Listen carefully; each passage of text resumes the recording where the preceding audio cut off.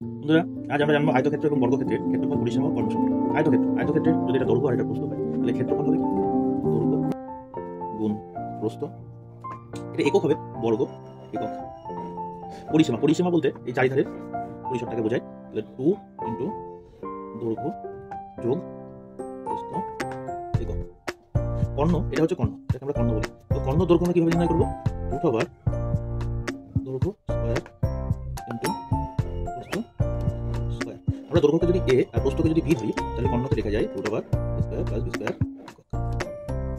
এই আয়তক্ষেত্রের ক্ষেত্রে দৈর্ঘ্য এবং প্রস্থ দৈর্ঘ্য আলাদা, মানে দৈর্ঘ্য আলাদা হয়, কিন্তু বর্গক্ষেত্রের ক্ষেত্রে প্রত্যেকটা বাহুর দৈর্ঘ্য সমান হয়, যার জন্য এটাকে আমরা বর্গক্ষেত্র বলতে পারি, যারা প্রত্যেকটা বাহুর দৈর্ঘ্য সমান। তো ক্ষেত্রফল কি হবে?